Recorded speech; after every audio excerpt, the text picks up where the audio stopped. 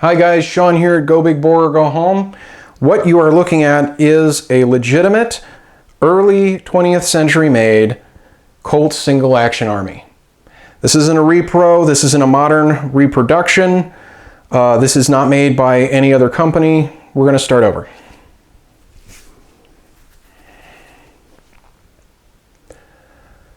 Hi guys, Sean here at Go Big Bore or Go Home. What you're looking at is a Colt Single Action Army. And not only is it a Single Action Army from Colt themselves, this is not a reproduction, this is an original. And this is an original from around 1909 according to its serial number. This came from a member of the family who shared this with us, and here's what I wanted to share with you about this before we get a closer look. This was not a Target piece. This was not something somebody bought because they thought they were cool. This was used by our family member's father, who owned a ranch. He was previously a sheriff, but he used a different firearm as a sheriff. But when he was on the ranch, this was the piece that he carried. So this is actually a workhorse we're looking at. This is a legitimate firearm that was used to protect someone's family, someone's business, and used to protect someone's cattle. So it's really cool when you think about it. What we're looking at here is something that wasn't just, hey, how cool is that? This is something that helped someone keep food on the table, protect family, protect property, and protect livelihood. So when we talk about firearms being a tool, this one literally was. And for that reason, I think it's just a really special piece. Now, it's an older piece, as you can see. You know, it's got some scuffs, it's got some patina on it, and it looks to me like somebody went over it with a wire brush. I'm not 100% on that. You know, collectors typically don't like it, but this is something that, in fairness, nobody in our family is interested in selling to a collector. This is a piece that's going to be kept in the family as an heirloom, you know, in memory of a family member who's now unfortunately no longer with us.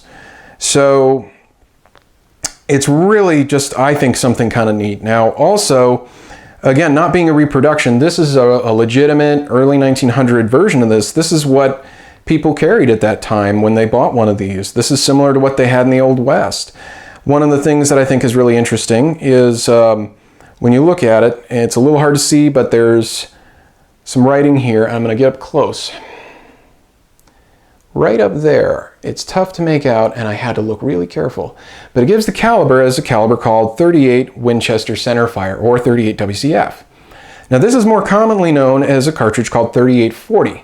So I'm sure everybody's about to ask me, Sean, this is Go Big Bore or Go Home. Why are you showing us a .38? Well, that's the funny part about it. It's not.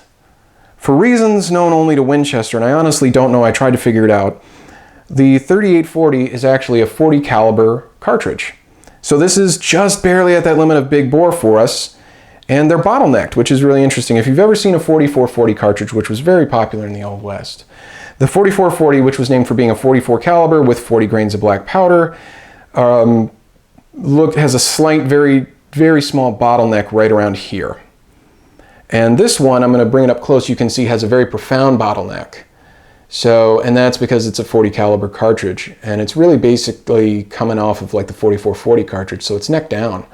Originally, from what I've been able to find out, this was a rifle cartridge used in lever actions. People adopted it for the pistols. Obviously, you know, it was a black powder cartridge for its day. It didn't pack a wallop of recoil. And it kind of was the .40 Smith & Wesson of its time. You know, it shot a 200 grain bullet at roughly, well, actually, I'm sorry, a 180 grain bullet at roughly 700 to 800 feet per second. So a little weaker than your typical .40 Smith & Wesson is today, blame black powder. But it was an effective round. It got the job done, and people did like it. It was fairly popular, and it's actually seen a little bit of a resurgence with some of the cowboy action shooting we're seeing today.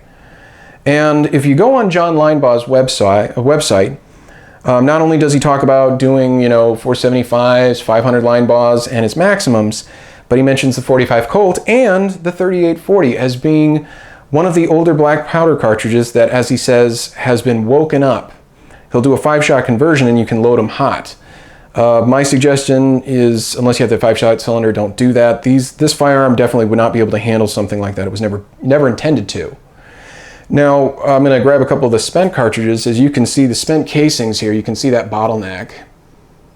right there, you know, again. Very neat little caliber. It's fun to shoot because it really has no recoil compared to what I'm used to. It kicks, in my opinion, kind of like a 44 Special. So very light, easy to handle, fun to shoot, but it would get the job done. But I wanted to show a couple of things that are cool because old model Rugers were closer to this design. When you look at the old model Blackhawks, where you see these 3 screws, now they've moved to a modern design with a transfer bar. Now, some of the people watching may not be old enough to remember this, but back in the day when you had a hammer on a revolver, your firing pin, there it is, would be on the hammer. Smith & Wesson did this for the longest time, and it was kind of their thing. It was how they did it, and Colt did it too. Now, a lot of reproductions still do this, but most, including Smith & Wesson, have now moved to the transfer bar system, and I'll kind of show why here in a second. But on these older models, you know, it's still there. It has a loading gate just like a modern Blackhawk, but unlike the modern Blackhawks, as you can see, you know, your cylinder will not move with the loading gate open. The way it used to work is you'd have to put it at half cock, which is 2 clicks back, 1, 2, and now your cylinder will rotate. Now you can load in your cartridges. Now, what was nice about this is it would also position the chambers perfectly, so when you would go to put one in, it just slid right in. And you could literally just click, you know. Modern Blackhawks don't do that. When you try and load them like this, you have to kind of line up the chamber right. And it can also be kind of a pain when you're unloading it. So this is kind of a neat little feature that, you know, they design it so that it's that easy. And so if you're going to unload it and you have ammo in it, you know, literally you can just 1, 2, 3, 4, 5, 6. They just slide right out. Let me move these off to the side for a second. So where this could be a problem is, just like the Blackhawks, when you have these, I'm going to insert the spent chambers, or the spent casings in the chambers.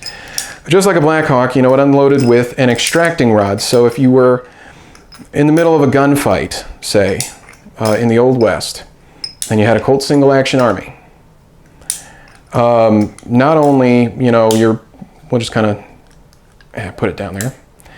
You know, if you need to reload, you couldn't just do this and nothing lines up right, but 2 clicks back, it lines up right, and then when you use your extracting rod, they just come right out. 1 click, 1 click, 1 click, 1 click, 1 click, and now you're ready to reload the firearm again. So, very handy. Let's get those out of the way. Very handy that it just lines up so perfectly. This is one thing that I know there's probably a design reason that Ruger can't do this on the new models with the transfer bar. I wish they could, because it would make reloading and unloading brass casings so much simpler.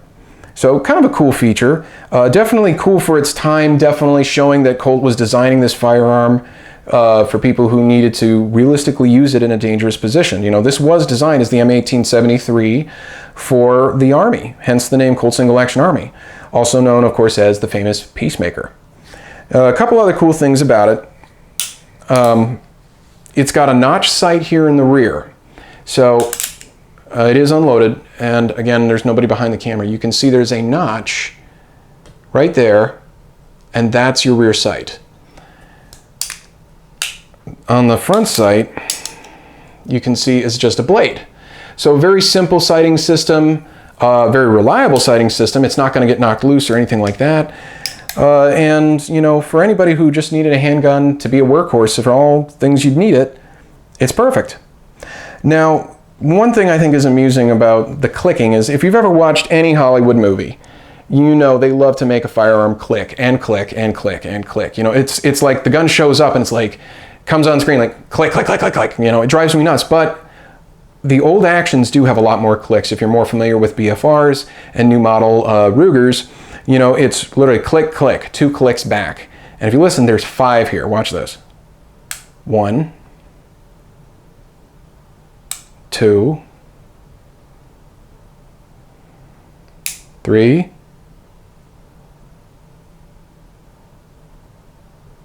4, 5. So 5 total clicks. So, unlike a Blackhawk, which just sounds click, click when you pull it back quickly, It has that really profound clicking sound. And I hate to sound like an Old West junkie or like a little kid pretending to play cowboys, but there is something kind of cool when you pull it back and you get that sound. One thing to go back here real quick on that you'll find interesting is, again, you know, when you're doing the loading chamber here, again, you have to go to half cock to make it spin. Once you load up, you would close your loading chamber. And if you're not in the middle of a battle, you could put it back down, or you could, you know, if you're in the middle of a battle, fight with it. Interesting fact, most of the time, people, when they would shoot these, would shoot 5 rounds, and I'll show you why. If you look very carefully, and I'm going to try and do this so that you can see. If I release the hammer, if you look really carefully in there, you can see that the firing pin will be resting right on the primer of a cartridge. So that's dangerous. That's why the transfer bar system came into place in the first place. Somebody Ruger got sued. So in the old days, people would load 5 in here, not 6. You'd load 1, 2, 3, 4. You load in your 5th, and then close it up so that, you know, your trigger would rest on an empty chamber. So if you can see here, you know, there's cartridges here and here, but right up front, there's nothing for that hammer to lay on. Now there is a slight little, you know, safety kind of mini half cock, and if you look, you can see that it's tough to spot. The firing pin's no longer there.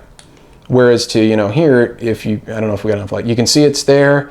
If you do then it's gone. But people still didn't trust that. If this was struck hard enough, you know, remember, this is designed in the late 1800s. You know, the metallurgy these days has, you know, to say leaps and bounds is an understatement. So that's how people would carry them, is usually with 5 shots, so that they, you know, they were ready to go. This was on an empty chamber, so that if they had to draw on fire, now it's ready to shoot, but it's also in a position where, you know, when it's not time to shoot, you could keep it in that same over an empty chamber and keep it safe. I'm just go ahead and unload it real quick now. I'll put up a video or two of us shooting this. It's been a fun gun to shoot. It's an excellent piece of nostalgia. Like I said, to me, this is really cool because it is a legitimate early 20th century piece that's purchased. And it's fun for that reason. This is a historical piece, even if it's you know, not necessarily, shall we say, historically significant to the outside world. This is something that was used every day. One other thing before I go that I want to show is, and I don't know if you can see it, the trigger is not centered. It's a little off to this left side of the gun, so when you're shooting it, it's definitely a different feel. The trigger is very thin, it's off-centered. But again, it all kind of comes with the historical nostalgia of it, you know, this being a legitimate early 20th century piece of firearms memorabilia. So thanks for watching. I hope you guys found this interesting. Like I said, to me, this is really cool, legitimate, you know, back in the day, made 1909 circa Colt. And, you know, hopefully we'll get a chance maybe to look at some more older big bores. I personally would love to get my hands on one of the black powder Walkers, the 44 Walker Colts, which were kind of the 44 Magnum of their day.